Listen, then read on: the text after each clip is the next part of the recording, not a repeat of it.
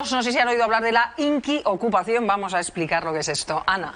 Sí, Miriam, porque vamos a ver esos datos. Hay que decir que según el Ministerio del Interior, en 2021, en los 9 primeros meses del 2021, se ocuparon en España 49 viviendas al día, pero fueron todas por la ocupación que conocemos más comúnmente. Bueno, vamos a ver por qué, según la plataforma de afectados por la ocupación, hay un fenómeno cada vez más creciente y es la inquiocupación. ¿En qué se diferencian con la ocupación tradicional? Vamos a llamarle. La ocupación puede ser por un allanamiento de morada, es decir, se irrumpe en una vivienda donde ya hay una persona que está viviendo, o la más común, la usurpación del inmueble. Está vacío y entro y allí me quedo a vivir. Pero esa persona no tiene derecho sobre ese inmueble y además hay una oposición expresa del propietario que eso es necesario para hacer una denuncia. En este caso, dependiendo de las situaciones, se recurre por vía penal o civil. ¿Pero qué ocurre en la inquiocupación?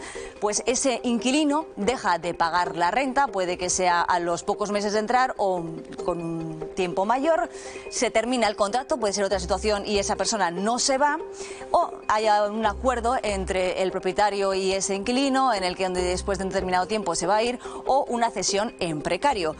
¿Cuál es la cuestión? Esto tiene un derecho, es decir, ese propietario cede su inmueble, hay un contrato de alquiler y ahí es el punto principal, ¿no? Se tiene que recurrir por la vía civil, que de todos he sabido que no es precisamente rápido, pero esa persona tiene derecho o ha tenido derecho a la vivienda, Miriam. Según la plataforma de afectados por la ocupación, el 70% de las llamadas que están recibiendo hoy tienen que ver con este fenómeno.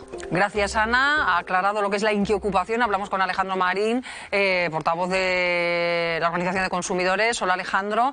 ¿Han aumentado mucho los inquiocupadores? A ver, están aumentando. A mí me gusta más que hablar de inquiocupación, de incumplidores, pues arrendatarios que incumplen.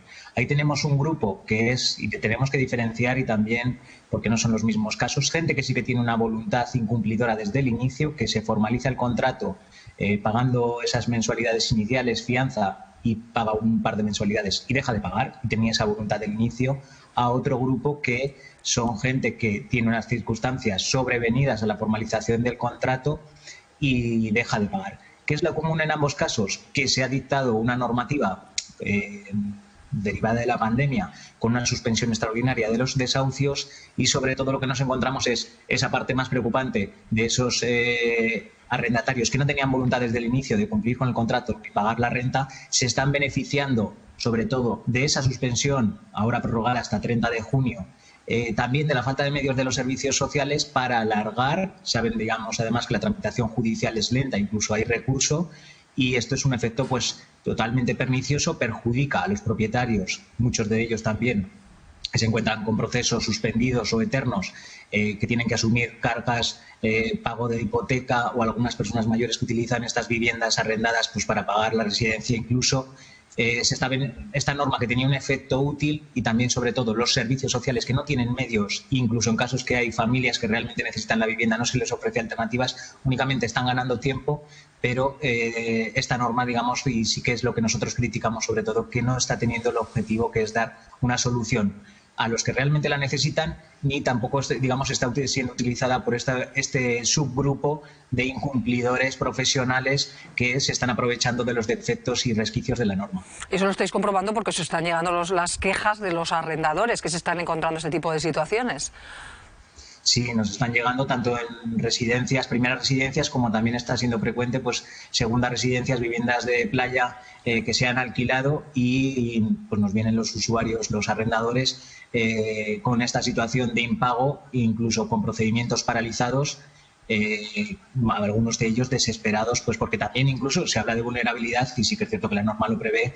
También puede haber situaciones de vulnerabilidad en el arrendador, y allí es el juez en estos casos en los que tiene que decidir. Pero sobre todo, y poner el foco, esta norma podría ser positiva, pero ¿cuál es el problema?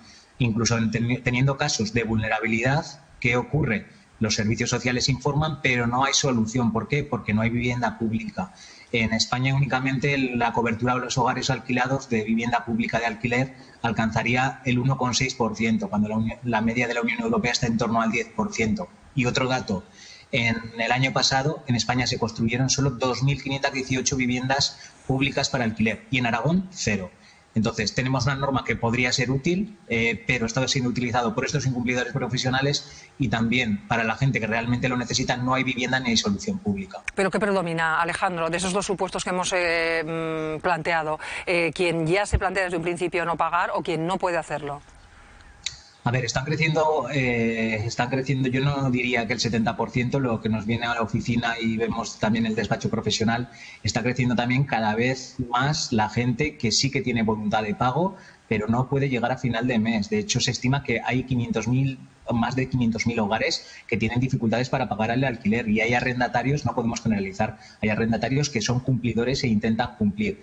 Hay otro grupo que está creciendo, que son esos incumplidores profesionales que sí que desde el inicio y de la formalización del contrato, y es un gran problema, nos vamos a encontrar prácticamente que van a dejar de pagar porque no tenían voluntad de pagar. ¿Está creciendo también ese grupo? Sí, pero sobre todo lo que está creciendo es la gente que tiene dificultades económicas y que no puede llegar a pagar el alquiler y pues antes de dejar de comer o de que le apagan la luz, pues paga parcialmente o al final tiene que dejar de pagar. Pues Alejandro Marín, delegado de la OCU en Aragón, gracias por haber estado hoy también con nosotros. Saludos. A vosotros, buen día. Y vamos con Marco Antonio Navarro, abogado, experto en ocupación y también en inquiocupación. Vamos a quedarnos... Hola, Marco Antonio, hola, bienvenido. Días, lo primero saludar, pero vamos al grano. Vamos a quedarnos con el supuesto de aquellos que ya van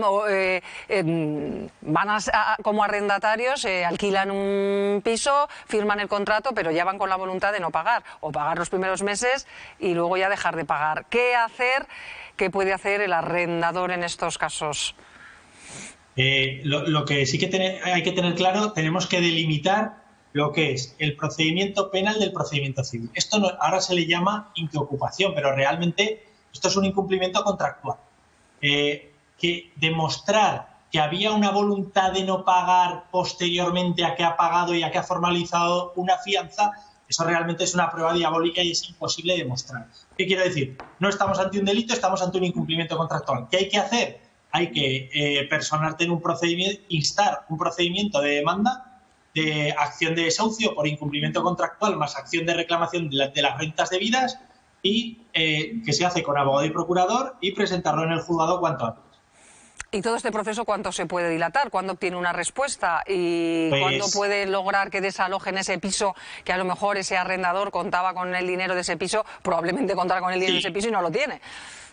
Pues mira, como ya sabes que como la justicia es altamente imperfecta, pues depende del juzgado que te toque, depende en qué provincia, en qué partido judicial. Hay juzgados que tienen más demora de trabajo y otros menos.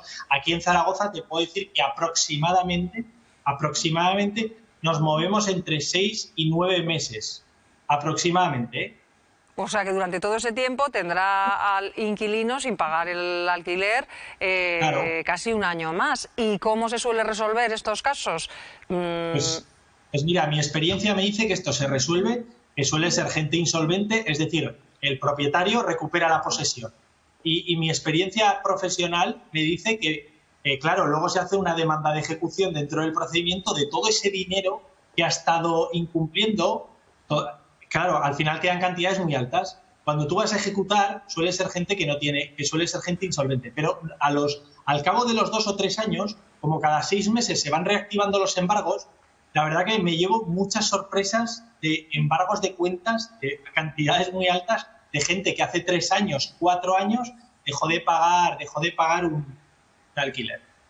Y una cosa más, cuando se realiza el contrato por parte del arrendador, ¿no se puede cubrir de alguna manera el propio contrato que eso no suceda? Pues eso da igual porque luego es papel mojado, porque si no paga, no paga y ya está.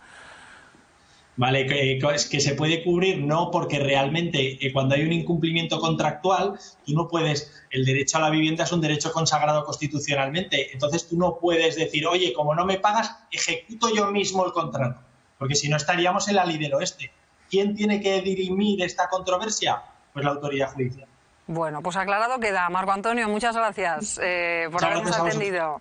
Un saludo. Y a esta hora, que son casi bueno, no sé si queréis decir algo sobre esto, que no habéis dicho nada, yo voy corriendo porque tenemos más temas, pero comentad la inquiocupación. Los seguros para cubrir los impagos por los que no pagan.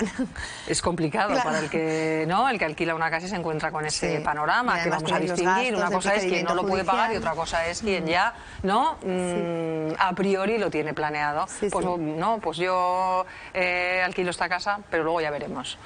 Procedimiento judicial o los gastos que te encuentras luego por reparaciones que hay que hacer en la vivienda, porque tampoco te la han cuidado, ¿no?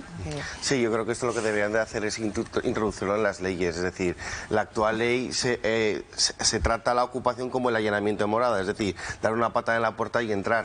No está dentro de esto legislado y creo que sí, a la vista de la realidad que nos han contado del 70% de las viviendas, pues hombre, yo creo que habría que legislar sobre esto también.